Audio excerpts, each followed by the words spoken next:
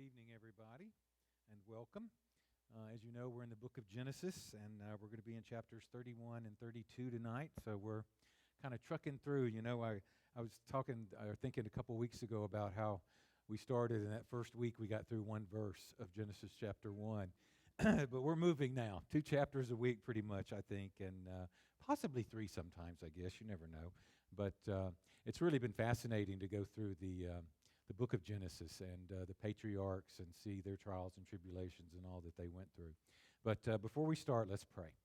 Heavenly Father, thank you for tonight. Thank you for giving us your word, Lord, and the wonderful lessons that we can learn from it, Lord, so that we don't have to make some of the mistakes that others made, but we can see their mistake and how it ended, Lord, and we can learn from that not to make the same one.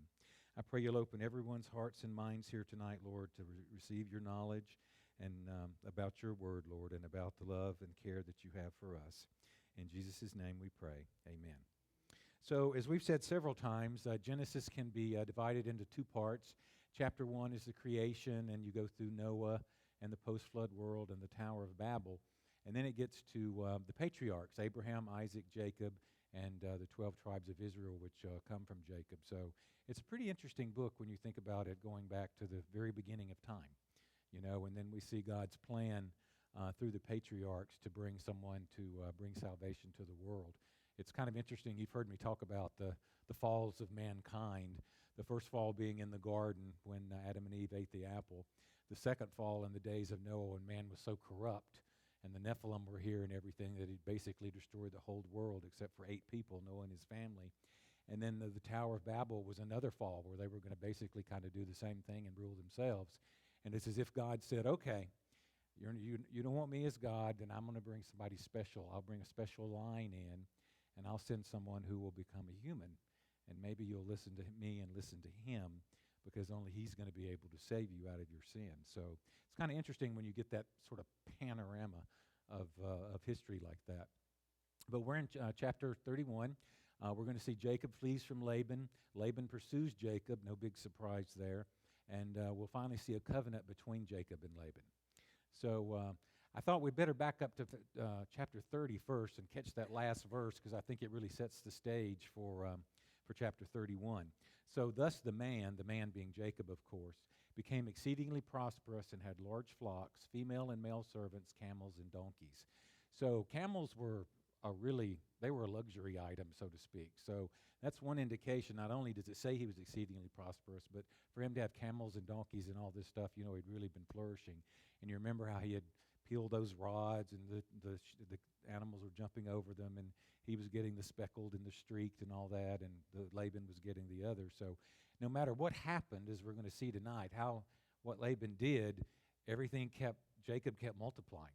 It's really interesting. You can really see the hand of God on him. But jumping into verse 1, Jacob heard the words of Laban's son, saying, Jacob has taken away all that was our father's, and from what was our father's he has acquired all this wealth. And Jacob saw the countenance of Laban, and indeed it was not favorable towards him as before. Then the Lord said to Jacob, return to the land of your fathers and to your family, and I will be with you. So it's pretty interesting here that Laban's sons are saying, Jacob has taken all that was our father's, and from our father he's acquired his wealth. Well, Jacob didn't take anything from Laban. I mean, it was an agreement that they made, and it was mutually agreeable, and that was the way it was supposed to work. And we find out tonight how Laban was scheming all of this time when he didn't like the way that things were going. But Laban's countenance, obviously his attitude, had greatly changed since Jacob, because here his flocks were not doing so well and Jacob's were just, multiplying like crazy. So you can sort of understand from a human, maybe it's a flesh perspective, of how you would be jealous of that.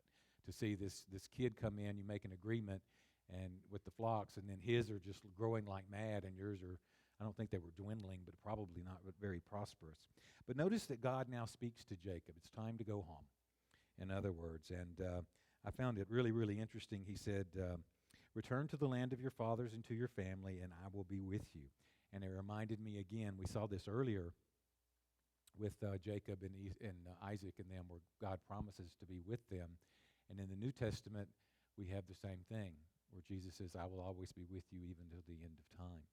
So it's neat to see these promises to the patriarchs in the Old Testament are totally applicable to us, as we find out in the New Testament, as because we're his children too. But notice that the sons were jealous, and we're not supposed to be jealous when other people are prosperous. Romans 12 says, "Rejoice when others rejoice, and weep when others weep." So I think it's the flesh that tries to make us jealous of people, and then we get envious, and then we start thinking, and sometimes people will even do devious things when they're jealous of somebody. So I think there's a good lesson to remember. Just be happy for people when they're successful. God blesses them. God will bless you. He knows everybody's needs and what they want. It's never good to be jealous and start taking on a bad attitude towards someone, which obviously he had done. Verse 4. So Jacob sent and called Rachel and Leah to the field, to his flock, and said to them, I see your father's countenance, that it is not favorable towards me as before. But the God of my father has been with me. And you know that with all my might I have served your father, yet your father has deceived me and changed my wages 10 times, but God did not allow him to hurt me. So, like a very smart husband, he consults with his wives before God told him to leave, but he's still going to consult with his wives and make sure. And interesting how the tables keep turning back and forth, because Laban was a good match for him, because Laban was apparently just as much a schemer as he was. But I find it interesting, too, that he acknowledges God here. God has been with me.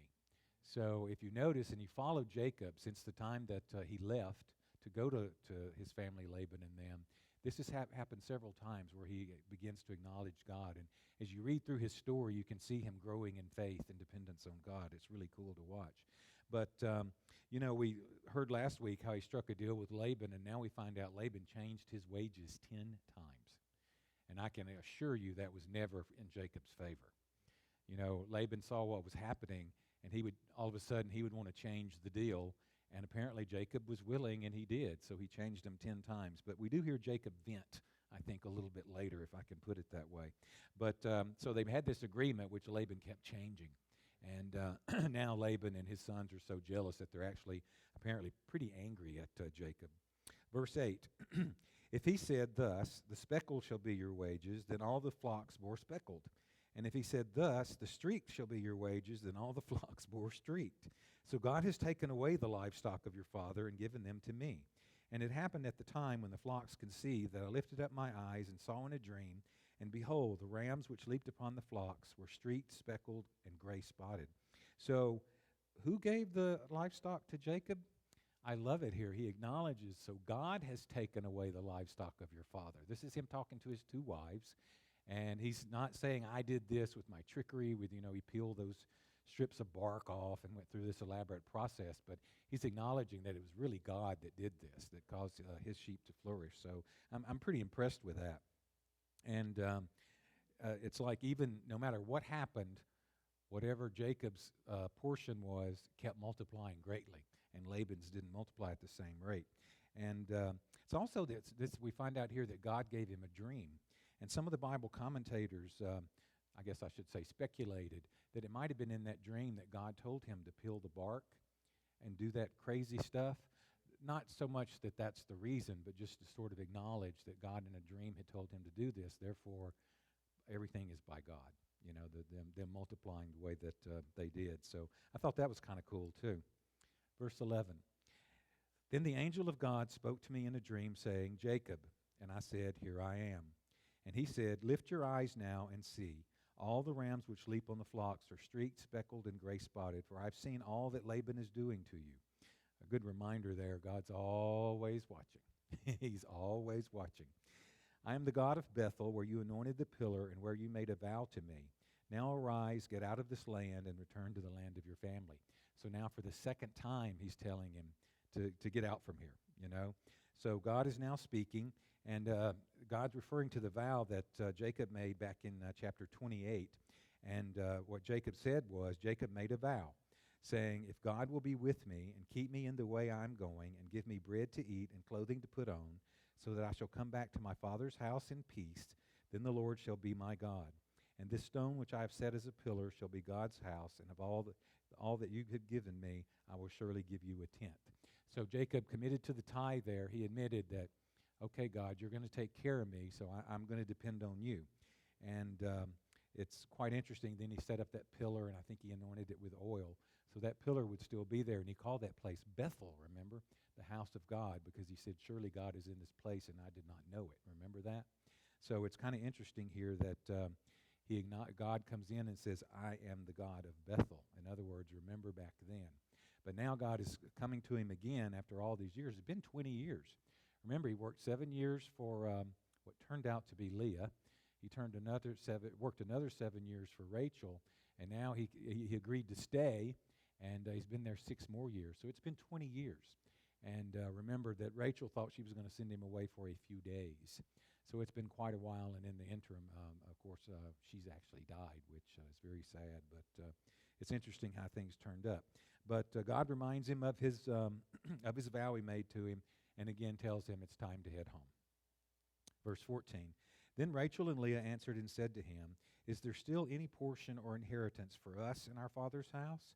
Are we not considered strangers by him? For he has sold us and also completely consumed our money. For all the riches which God has taken from our father are really ours and our children's. Now then, whatever God has said to you, do it. So they're asking about the family inheritance. You know, the daughters usually would get a dowry, and a dowry would be given to the parents, and then they would give someone, and the revenue of that would have been the herds increasing, right? But Laban never gave his daughters anything, and there was no, obviously from what they're saying here, there's no indication that he's planning to. And not only that, but he's saying, Leah and Rachel are saying that he's treating us as strangers. Like he's not going to give us anything, apparently. Sold us like cattle. And I mean, to think of that, you know, if you think if your parents sold you into marriage and to this guy that you didn't know, I mean, Rachel may have liked him. I think she probably did, but still just the idea that he worked 7 years for each of them, and they were sold like cattle when you really think about it. And he consumed our money.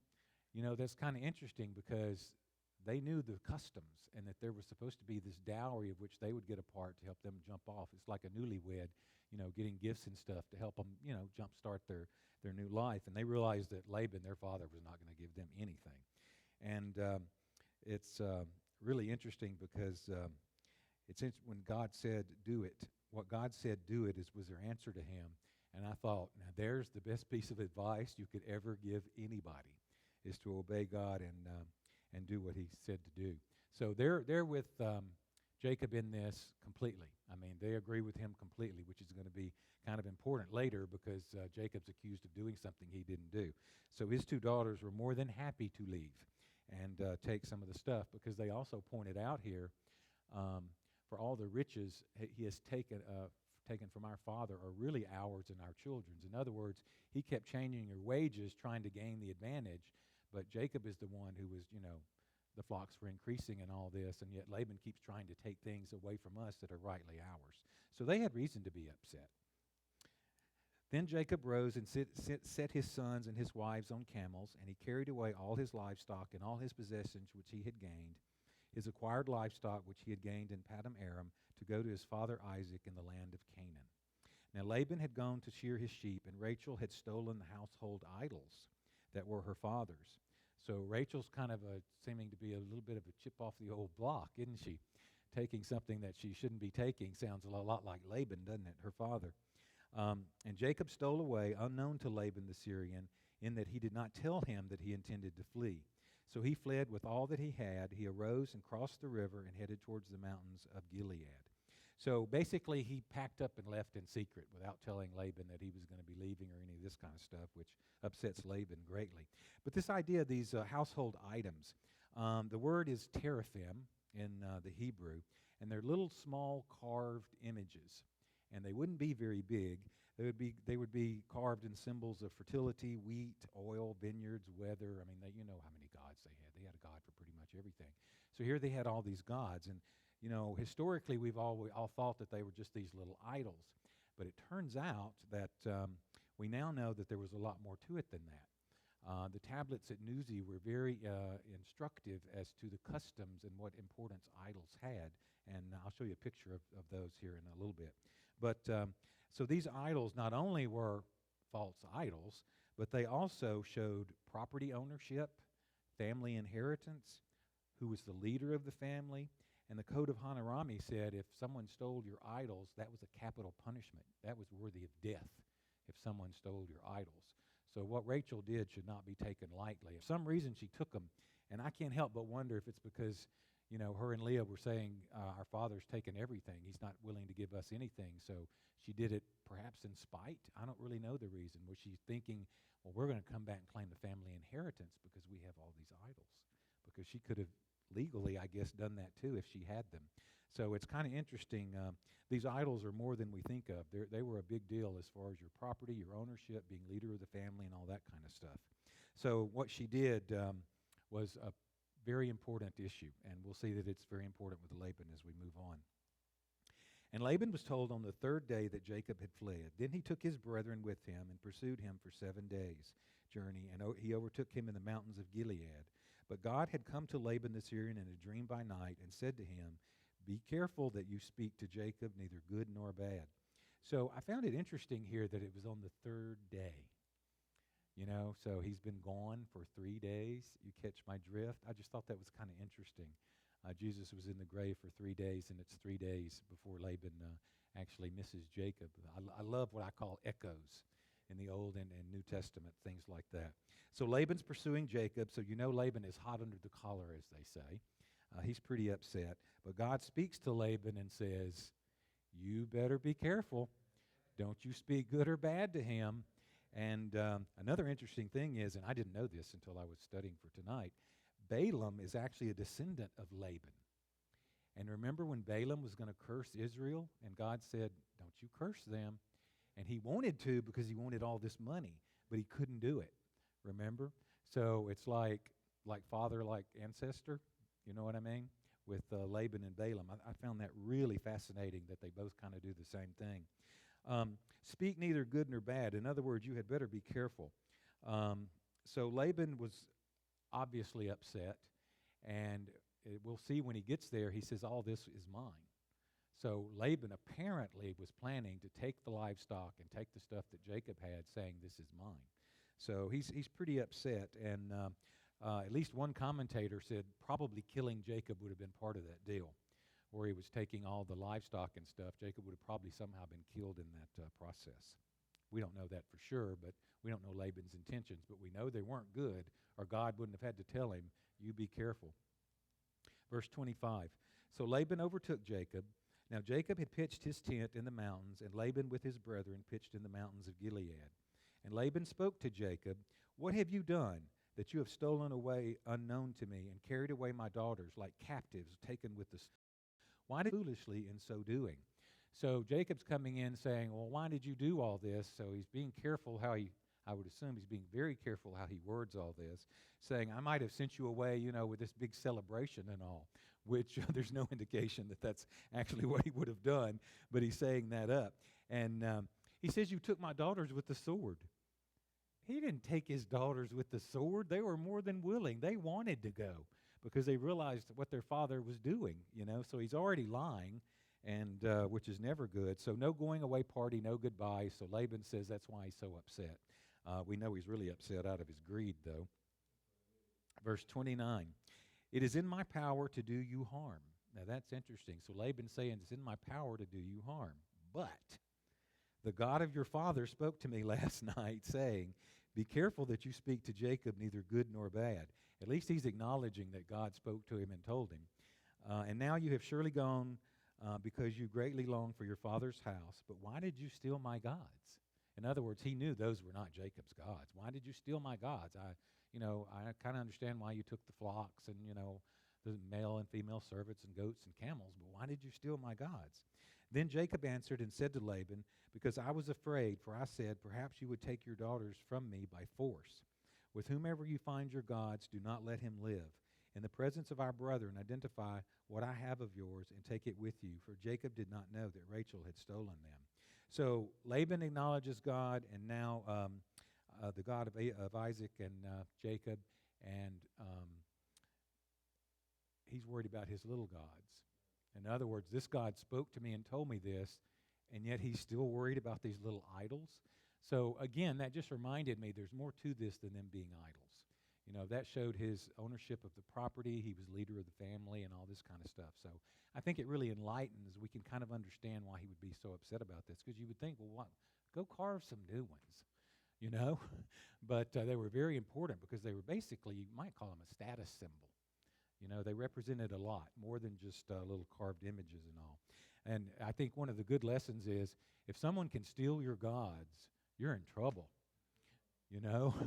Who wants gods that someone could steal from you? And I think Jacob was trying to avoid a family fight. He's just basically saying that he took what would belong to him. And if you find your idols, I didn't take them, then, let that person be killed. Well, that would have been the code, that it was punishable by capital punishment. So Jacob knew that and said, if somebody here took them and you can find them, then, let them die, like the code says. Verse 33, and Laban went into Jacob's tent, into Leah's tent, and into the two maids' tents, but he did not find them. So you can imagine, here this guy is all upset, just ransacking these tents. I wonder what they looked like when he was finished, trying to find these little idols. Then he went out of Leah's tent and entered Rachel's tent. Now Rachel had taken the household idols, put them in the camel's saddle, and sat on them. So, the saddles had little saddlebags. So obviously that's where she had put them. And Laban searched all about the tent, but did not find them. And she said to her father, let it not displease my lord that I cannot rise before you, for the manner of women is with me. And he searched, but did not find the household items. So he's been ransacking the camp, trying to find these things, can't find them. He gets into Rachel's tent, and she says, I'm in the manner of women, which means, it was that time of the month for her. And so it would have been unclean. And they acknowledged this. And even things that women sat on during that time were considered unclean. So he wouldn't want to touch the camel's saddle anyway, once Rachel told him all this. And this is probably a lie, too. It doesn't say that, but this is probably a lie where she's covering up for herself. But again, if you can sit on your idols, you've got the wrong gods. If you can sit on them, there's something very, very wrong there. Verse 36. I'm sorry, I got ahead of myself. Then Jacob was angry and rebuked Laban. And Jacob answered and said to Laban, what is my trespass? What is my sin? That Jacob's pretty angry at Laban for coming in with these false, or what he thinks are false accusations about all this. So he's pretty upset. And now this is what I said when I said earlier that I think we see Jacob finally, after 20 years, he finally vents a little bit. So he's talking to Laban, and he says, these 20 years I have been with you. Your ewes and your female goats have not miscarried their young, and I have not eaten the rams of your flock. That which was torn by beast I did not bring to you. I bore the loss of it. You required it from my hand, whether stolen by day or stolen by night. In other words, no matter what happened that went wrong, Jacob bore the burden. And Laban's still angry at him out of all this. So you see this mistrust that had developed between the two. And again, it's been 20 years, so Jacob's actually got a lot to vent about this time. And Jacob had really acted honestly. I mean, you have to admire the guy. If a sheep was stolen or killed by a lion or animal or something, he bore the burden of replacing it. So you really have to admire the guy for his integrity in taking care of the flocks. Verse 40. There I was, in the day the drought consumed me, and the frost by night, and my sleep departed from my eyes. Thus I have been in your house 20 years. I served you 14 years for your 2 daughters and 6 years for your flock, and you've changed my wages 10 times. So he's really telling him, unless the God of my father, the God of Abraham and the fear of Isaac, had been with me, surely now you would have sent me away empty-handed. God has seen my affliction and the labor of my hands and rebuked you last night. So now he's really acknowledging who's in control of all this. God is in control of all this. And I thought it was really interesting to hear Jacob say, if God hadn't intervened and God hadn't been with me, you'd have taken everything and left us, empty-handed, basically like beggars out on the street, because you sold your daughters, and obviously all you care about is you and your money and your things and your little idols, which shows you how ugly greed gets. It seems sometimes the richer a person gets, the greedier they get, which, you sort of scratch your head and wonder how that can be, but that's so often how it seems to be. Wasn't it one of the Rockefellers where somebody asked him something about how much more wealth and he had and why he kept working so hard and all this? He said, because there's always just one more dollar. What an attitude. What an attitude that is. Boy, that's really bad. But so he really acknowledges God, and he also acknowledges that God had given Laban that dream, which Laban had already attributed, but Jacob's getting a clear picture. Like I said, as you go through this, pay attention to what Jacob says, because you see his faith is growing. With all of these little things that happen, you see his faith kind of growing and growing. Verse 43, and Laban answered and said to Jacob, these daughters are my daughters, and these children are my children, and this flock is my flock. All that you see is mine. Well, they just found out that Jacob worked 20 years for this stuff, and Laban saying, it's all mine. So that tells you what his intentions were. But what can I do this day to these my daughters, or to the children whom they have borne? Now therefore, come, let us make a covenant, you and I, and let it be a witness between you and me. So obviously he took God at his word. When God said, you be careful, he's being careful. He's not going to do what he originally planned to do. He's handling this situation very delicately, and that was very wise on his part. So Jacob took a stone and set it up as a pillar. Then Jacob said to his brethren, gather stones. And they took stones and made a heap, and they ate there on the heap. Laban called it Jegar-sahadutha, but Jacob called it Gilead. So again, I can't imagine Laban coming in after all that Jacob had worked for him for 20 years and saying, my daughters, this livestock, all of this is mine. I could have done you harm, and all this stuff, as if he's the good guy, when actually God told him, you better not, is the real motive behind that, no doubt in my mind. But Jacob agrees to make a covenant. I mean, what a gentleman, when you think about it, rather than, continuing on in this verbal back and forth, he just agrees to make a covenant. And Jegar-sahadutha is Aramaic. So Laban chose an Aramaic word for the place, which means witness heap or heap of witness. And we saw, but Jacob called it Gilead, which is Hebrew. And it means the same thing, heap of witness. So this is going to be a witness between these two guys here. And Laban said, this heap is a witness between you and me this day. Therefore its name was called Gilead, also Mizpah, because he said, may the Lord watch. But Mizpah means watchtower or beacon. So in other words, these rocks they set up are going to serve as a watchtower or beacon of this covenant between the two. And he does say, you should not afflict, or you should do no harm to my daughters. And you've got 2 wives, don't take any more. So it's interesting that he does tell him to not do that. And how many of you have heard of Mizpah coins? It's those coins, and they're usually split down the middle. And a couple of really good friends, or a boyfriend, girlfriend, or whatever, each will take half, and you put it on a chain around the neck. And this is the idea, may the Lord watch between you and me when we are absent from one another. But they don't finish reading the passage. And, it's really not a very good thing here. But also it's interesting here that we notice that now Laban has acknowledged Yahweh. Previously, when he said, you're God, God, God, God, which was Elohim, now he says Yahweh. So now even Laban has recognized who Jacob's God is. And there's never been any indication that Jacob had any intention of harming either Rachel or Leah. He loved them both. We know he loved Rachel the most, but he loved them both. So why would Laban even say such a thing?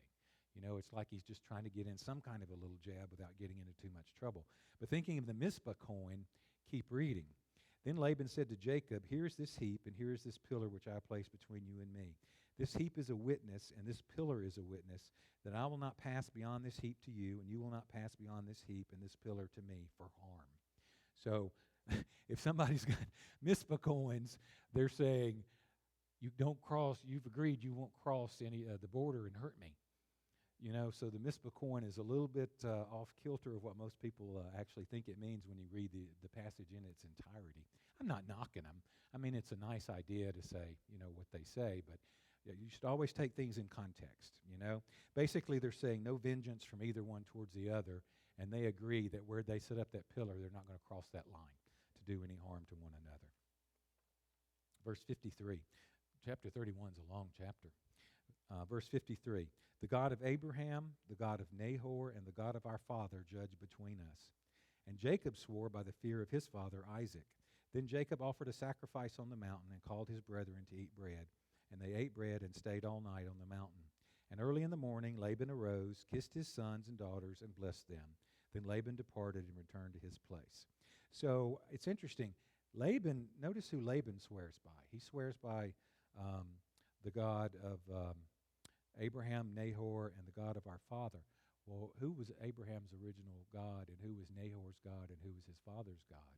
They were idol worshipers in Ur of the Chaldees. He's swearing by the true God, and Laban's still swearing by his idols, basically, you could put it that way. But Laban does depart in peace, although I suspect he was pouting because God hadn't let him do anything to take anything back, which he was rich when Jacob got there. I doubt very seriously that he was any poorer when he left. He was just hoping to be much, much, much, much richer. But I mentioned the tablets of Nuzi. We've talked about them a couple times. So it turns out in 1925 these were discovered. They date back to about 1500 BC, so right on track for the time of the patriarchs. And these, it talks about the teraphim. They were evidence of property ownership and a boundary marker as protection. So remember the boundary marker they set up. It's even they even indicate that. It also indicates a sisterhood status could be misunderstood because the custom was you could elevate your wife to the position of your sister, which was considered a higher position. So now when we go back and we think of Abraham lying and Isaac lying about their wives being their sister, it was half true for Abraham because she was his half-sister, but it goes even deeper because according to the local customs, a wife could be elevated to sister status. Now, he was still deceiving him and tricking him. I'm not trying to defend them. They were still lying by intention, you know what I mean? But it's interesting that what these customs were. And you remember how these maidservants had children by Jacob. Well, the Nuzi tablets also say that surrogate motherhood by maidservants is allowable, and it counts as if it's the wife's child. So, well, what were their names? I can't remember either two, Rachel and Leah's maidservants, but Bilhah was one of them. When they had children by Jacob, it was counted as Rachel or Leah's child. And that's in the Nuzi tablets as well. So they revealed a lot about practices and customs during the time.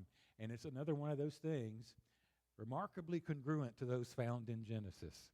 So, you know, it always tickles me when they find something that just shows that the Bible was right all along. You know, and this has happened time after time after time after time, where they do these archaeological excavations and something that they had said couldn't be true that was in the Bible. And sure enough, there's the hard proof in earthly form. It's exactly as the Bible said. So it's just a great reminder on the truth of the Bible, I think. And I always think they're cool. And there was a lot of these things, too. One commentator said 4,000, but this article and all that I found said there were actually 20,000. So it's interesting how many of these things were, laying out the local customs and how things worked and families and all this kind of stuff. And that actually ends chapter 31. So chapter 32, Jacob wrestles with God and Jacob meets Esau, which I jumped the gun here. He prepares to meet Esau. He doesn't meet him in this chapter. It's going to be the next one, but he gets ready to meet Esau at any rate. So verse 1 of chapter 32. So Jacob went on his way, and the angels of God met him. When Jacob saw them, he said, "This is God's camp." And he called the name of that place Mahanaim. So this is the second time the angels of God have greeted him. Remember, they greeted him on his way over? Well, now they're greeting him on his way back. And it's just a reminder of God's care for us. These angels are always watching us. You know, he's giving them charge over us, so they're watching and taking care of us. And Mahanaim means double camp or two camps. And that's going to show in a few minutes because Jacob's going to set up two camps. But it's kind of interesting here to see the names and all, how they can be prophetic in the short term and the long term. Then Jacob sent messengers before him to Esau his brother in the land of Seir, which is Edom. Remember, Edom is Seir, Seir is Edom, the country of Edom. And he commanded them, saying, "Speak thus to my lord Esau. Thus your servant Jacob says, I have dwelt with Laban and stayed there until now. I have oxen, donkeys, flocks, male and female servants, and I have sent to tell my lord that I may find favor in your sight." So his problems with Laban are now over. Now he's got a new problem. Now he's going to have to deal with Esau. And I can only imagine how he's afraid he's going to butter him up. You know, so he's trying to buy Esau's favor, you know, so that Esau won't be mad at him because he's assuming he's still mad at him. But notice that he refers, "Speak thus to my lord Esau. Thus says your servant Jacob." So it's kind of interesting that he wants to find favor in his sight.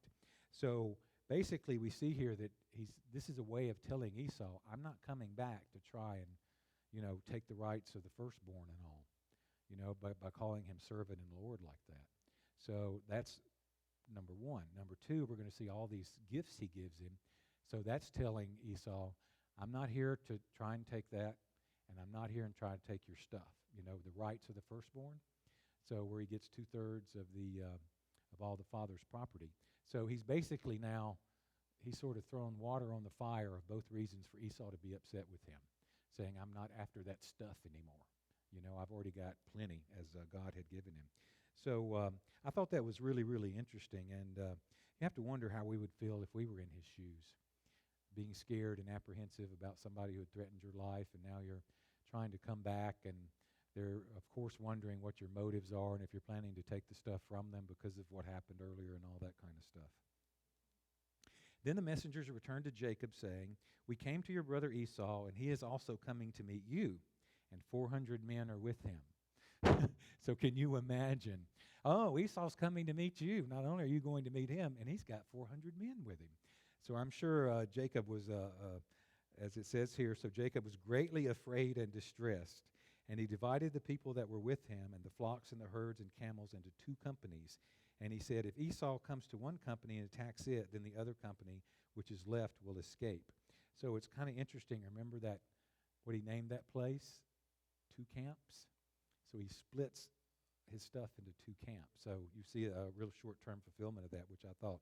And I thought, I bet he was apprehensive. Esau's coming. He's got 400 men with him. Sounded like Esau was coming to war. So Jacob, I think, had reason to be upset and apprehensive. Then Jacob said, O God of my father Abraham and God of my father Isaac, the Lord who said to me, Return to your country and to your family, and I will deal well with you. I am not worthy of the least of all the mercies and of all the truth which you have shown your servant. For I crossed over this Jordan with my staff, and now I've become 2 companies. Deliver me, I pray, from the hand of my brother, from the hand of Esau, for I fear him, lest he come and attack me and the mother with the children. For you said, I will surely treat you well and make your descendants as the sand of the sea, which cannot be numbered for multitude. So Jacob does a very wise thing here. He gets scared, and he goes to prayer. He goes to God and says, okay, God, you know what's going on here. And I found it interesting, Jacob, this heel catcher, supplanter, deceiver, is now acknowledging his status more. And again, as we see him grow as time goes on here, I am not worthy of the least of your mercies and truth. And what a way to open a prayer. It's true for all of us. We're not worthy of any of his mercy, but it's so great. He just pours it out on us. And notice the before and after. He left with a staff. That's all he had when he went. Now he's coming back. He's still got the staff, but now he's got 2 wives and all these children, camels, donkeys, livestock, male and female servants, and all this stuff.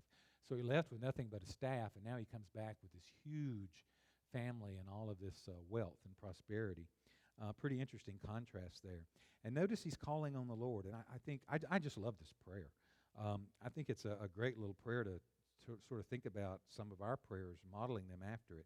There's a reminder of the commitment that God made to Jacob and Jacob made to God. He humbles himself like we've never seen Jacob humble himself before. I mean, when you think about it, he's usually after himself, and it's always what he's going to get out of things, but not now. Here, he is really, really humbling himself before God. I am not worthy of the least of your mercies and truth. And then, lastly, he petitions for God's help. So a very wise way to pray. Reminder and commitment of God and his promises, being very humble, and petitioning God for what it is that we would ask him to do. So he's scared because who's coming? Harry's coming, So he lodged there that same night and took what came to his hand as a present for Esau his brother, 200 female goats and 20 male goats, 200 ewes and 20 rams, 30 milk camels with their colts, 40 cows and 10 bulls, 20 female donkeys and 10 foals. This is what he's giving away. And I did the math. That's 550 animals at least. And I thought that was interesting because, 5 is the number of grace. But the 550, I had to scratch my head a little about. You would think it would have been 555, right? It would bring us to 555. I'm not saying that's the case. I don't know. But I found it really interesting. If the milk camels still had their colts with them, then the number would be 555, the number of grace times 3 of completeness, you know. Cool. And you guys know that I love to track the numbers in the Bible. I try not to make too big a deal of it, but I think we see the perfection of God's Word.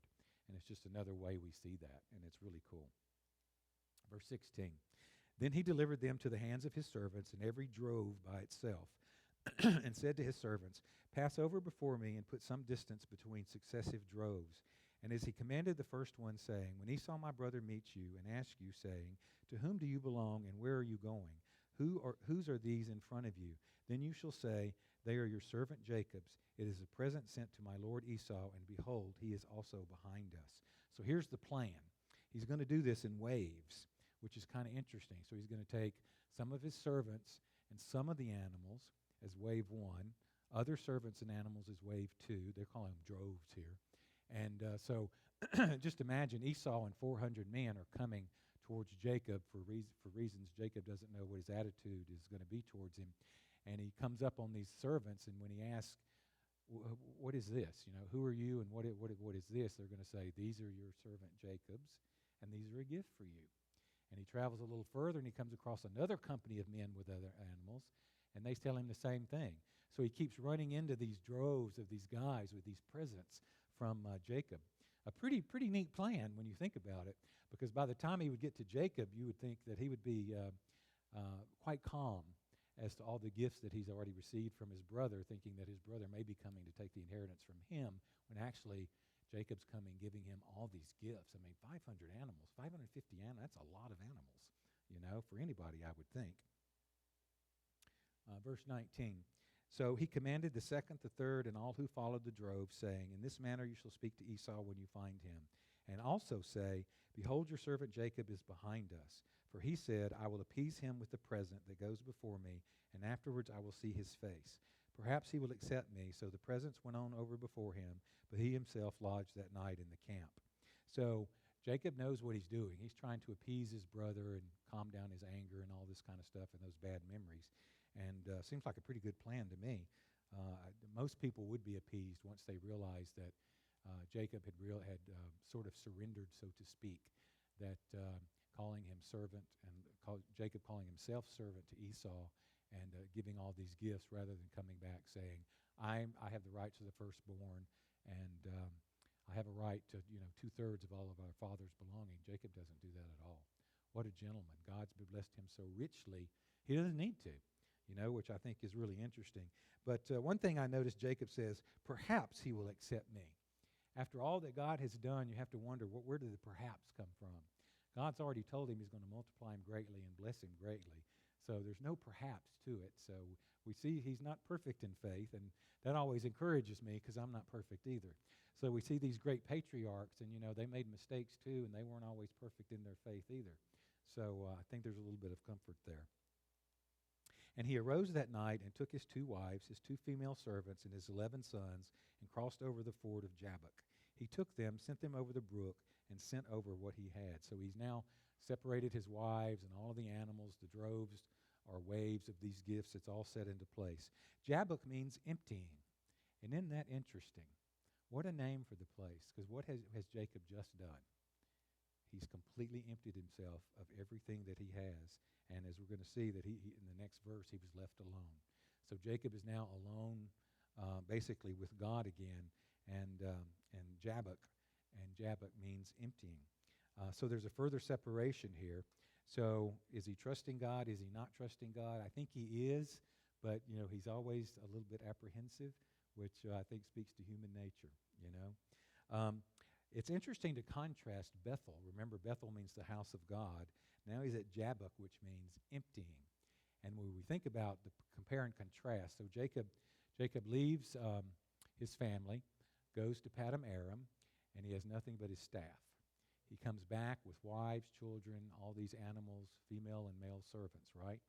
So if we think about his attitude change now, where he so acknowledged God, in Bethel before, that's where he found belief. That's where he began believing in Yahweh. Here he finds sanctification, where he's willing to empty himself and grow in God. He found faith in Bethel, And now he's finding the right behaviors and how God wants us to act, right? And he also found salvation in Bethel. Here he's finding brokenness and the emptying of himself for God. So we see how much he's learned and how much his attitude has changed, which is really interesting. Then Jacob was left alone, and a man wrestled with him until the breaking of the day. Can you imagine being alone in the dark and all of a sudden this man comes and starts wrestling with you? I thought I would have a heart attack. You know, and I'm speculating. He had to wonder if that was Esau or not. You know, if Esau came and was attacking him. But at some point he figures out that it's actually God who's wrestling with him. As time goes by, he begins to realize this. And also notice that it says the man wrestled with him. Jacob didn't wrestle with the man. That's been Jacob's lifestyle, is Jacob wrestles with the people. He wrestles with Esau. He wrestles with Laban. But now Jacob's not the one initiating the wrestling. The man is actually initiating the wrestling. Now when he saw that he did not prevail against him, he touched the socket of his hip, and the socket of Jacob's hip was out of joint as he wrestled with him. And he said, "Let me go, for the day." Turns out this is a Christophany or theophany, where this is actually we see Jesus in the Old Testament again here wrestling with him. And it's funny, he says, "What is your name?" And Jacob answers, "Heel catcher, supplanter, deceiver," whichever word you want. So unlike an earlier incident when he had been asked his name, what did he say? "I am Esau, your older son." You know, he lied way back then. Now he's acknowledging who he is and what he's like. It's really cool when you really think about it. So imagine this hand grabbing him. He starts wrestling, and at some point he realizes that this is God. What a guy. What a character to keep wrestling, you know, all night long and saying, "I'm not going to let you go until you bless me." And, you know, it's interesting. I was thinking back when it said Jacob was a man of the tents, Esau was a man of the field and a hunter and all that. It kind of gives you the impression that he maybe was a sissy, but he's no sissy. You know, by no means is he a sissy. And so God touched his hip, and he said, "I will not let you go unless you bless me." And like I said, so this is still Jacob. There's Jacob coming through, you know, wanting a blessing again. And it's interesting, in Hosea 12, verses 3 through 5, it refers to this incident. And notice what it says.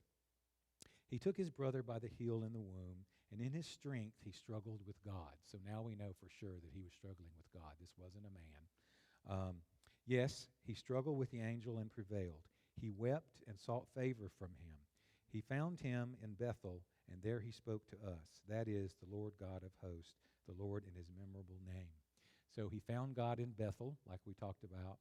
Now here at Jabbok, or emptying, he's being emptied by God, so to speak, in this wrestling, which is really neat. And we talked about him saying, "I'm the deceiver." So he's honest this time about who he is. And, you know, it's interesting. God wrestles with us, too. Not like this physically, but he's always wrestling with us to get rid of the things that don't belong in our lives. You know, and you think about the things, we think about our troubles and all the struggles we go through and all that kind of stuff. Well, you know, I think we should stop and sort of scratch our head a minute and say, I wonder if this is God trying to tell me something. Is he trying to take away something from me, such as pride, the love of money? Is there some relationship I shouldn't be in, that I'm in, that God's not happy with? So I think we think of these struggles and hard times, and we never like them. But we have to remember, God is sovereign. He's in control. If he allowed it, he has a reason for it. And he's always got our best interest in heart. It's always for our good. So no matter how trying and difficult it is, remember, God's in control, and he's up to something good. We may not like it, and it may not be very fun, but he's always out for our best.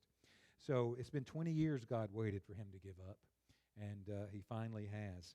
And struggles and difficult situations, what do? When we come out of them, they build great faith, don't they, and strong character, because we learn to trust God more and more. The more we go through, the more we realize God got us through it. We give him the glory, and now we've grown in strength, character, and faith. So those struggles are important, even though they're not fun. Verse 28, "And he said, Your name shall no longer be called Jacob, but Israel. For you have struggled with God and with men and have prevailed." Then Jacob asked, saying, "Tell me your name, I pray." And he said, "Why is it that you ask about my name?" and he blessed him there. So Jacob gets his blessing. So Jacob called the name of the place Peniel, for I've seen God face to face, and my life is preserved. That's actually saying something, isn't it? To see God, so to speak, and be preserved, to live through it. So he struggled with God and man. So certainly Esau, we know, has struggled now with God, and we look back over his life and see all the struggles he had with Esau, with Laban, and with all of this stuff. He certainly has struggled with God and man. So he acknowledges his ways, so to speak, being the deceiver. Israel means literally, if you take it literally, it means princely wrestler with God.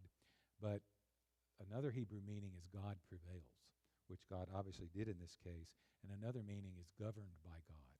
So he's really now learning God and his ways. And we've seen Jacob grow so much since we were first introduced to him. This name change is kind of interesting. We've seen some other name changes. Remember Abram, Abraham, Sarai, Sarah. Now we have Jacob going to Israel. With Abram and Sarai, he put that in their name. Abraham and Sarah, which was the name of God, was put into their name. Now he's naming Jacob Israel, a whole new name, which means governed by God, because he's finally giving his life over to God. We see that in the New Testament too, with who? Peter. Remember, he's called Simon. He says, I'm going to call you Peter, or Rock. And it's really fascinating. If you read through the Old Testament, and when it talks about Jacob, Israel, when he's in the flesh, he's called Jacob. When he's in the spirit, he's called Israel. And it's really interesting to look at that, because if you go over to the New Testament and you start reading, you'll notice that Jesus calls Peter Simon when he's acting in the flesh, and he calls him Peter when he's acting more in the spirit.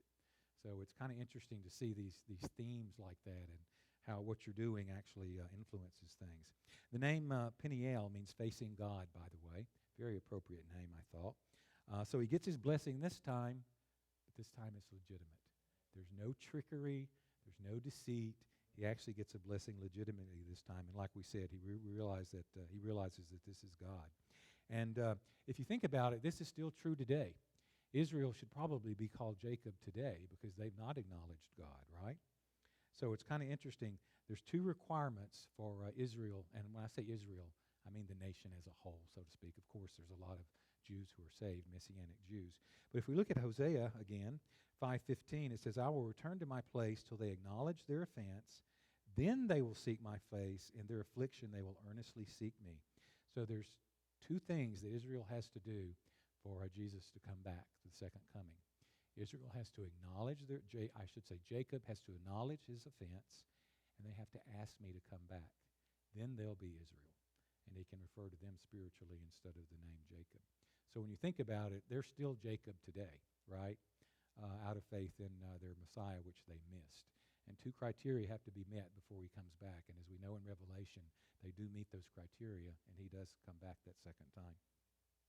To finish up here, just as he crossed over Penuel, the sun rose on him, and he limped on his hip. Therefore, to this day, the children of Israel do not eat the muscle that shrank, which is in the hip socket, because he touched the socket of Jacob's hips and the muscle that shrank. So he's going to limp the rest of his life. And I found it interesting. He already had a staff. I could see, when he had that staff with him when he left 20 years ago, that staff was almost prophetic of what was going to be happening in that place 20 years later.